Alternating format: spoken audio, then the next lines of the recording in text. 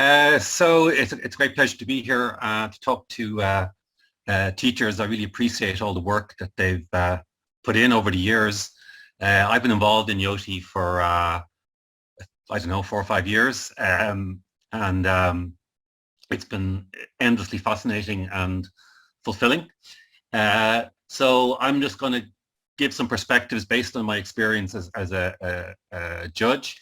There's some overlap between what I said and the previous speaker. I just have 4 slides really. I can manage to move one down. There we go. So first question, what makes a good topic? Well, for a student, a good topic is one that you're interested in, one that is feasible, and one that you can get other people interested in. And when I'm talking with students doing a dissertation, whether it's undergraduate or postgraduate, I emphasize feasibility because, a thesis or a project doesn't have to be perfect. It has to get done. And so that's really important. And sometimes we get students trying things that are just, far too ambitious. And it's our job to make sure that they take on something that's actually, that can be done, that has the data or whatever allows them to do it. But you do, or they have to get other people interested in the project. And that's important when it comes to crafting the introduction. And I'll give an example of how I would suggest structuring an introduction to a project. It's obviously going to depend on the project and what level they're at. But a good introduction is half the battle to some extent. So I've listed here some of the topics that people have done in recent years that I can remember, and these are ones that have often done very well. Obviously a lot on environment and climate change in recent years, but other things like social media, inequality, poverty, homelessness, transport, health behaviors, things like gaming and sport, where the students are clearly drawing on aspects of their lives that are important to them.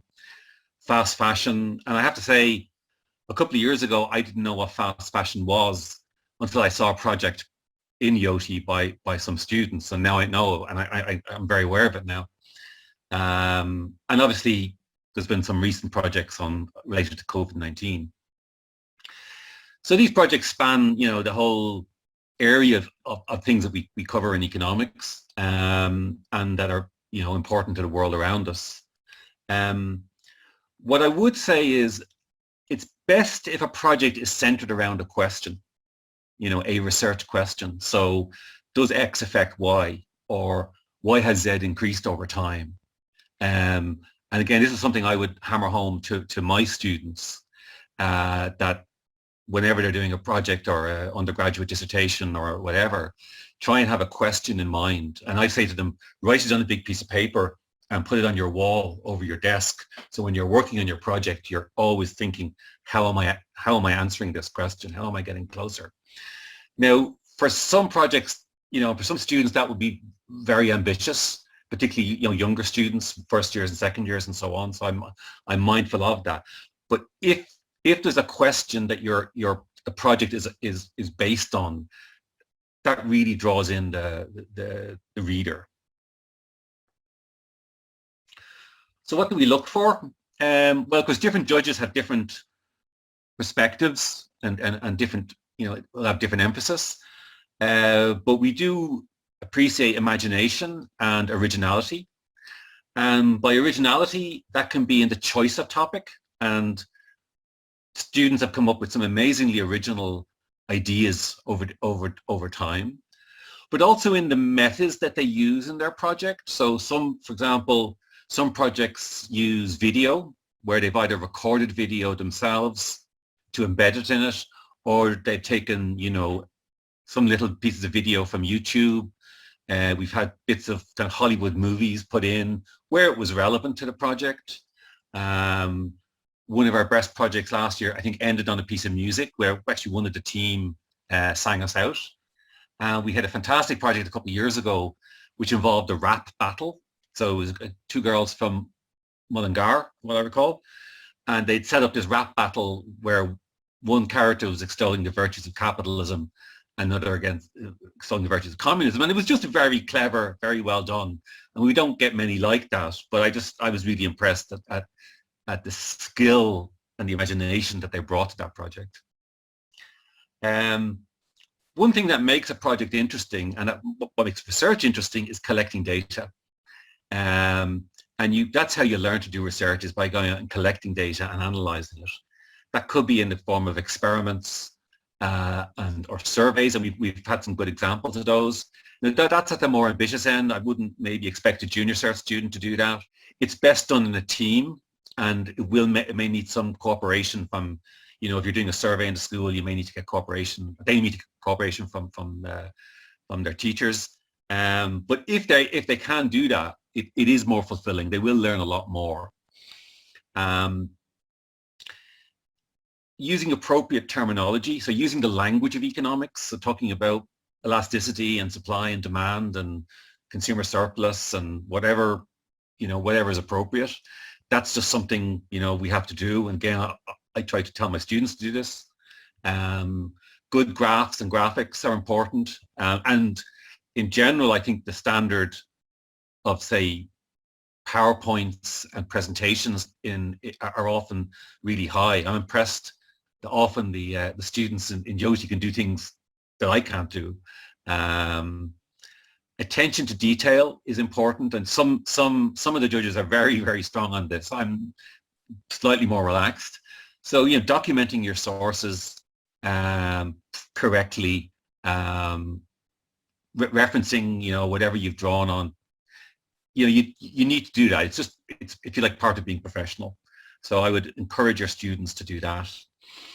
And in general, I think it's helpful to think of the project as following a narrative, a bit like the way a film or a novel follows a narrative, where you're kind of telling a story. You're bringing the reader along. So you get them interested at first, you tell them where you're going, you kind of show the research, and then you finish off.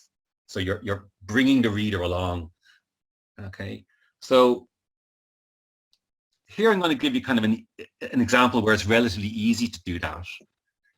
You imagine you're doing something on climate change. So you could start off, or the student could start off the project.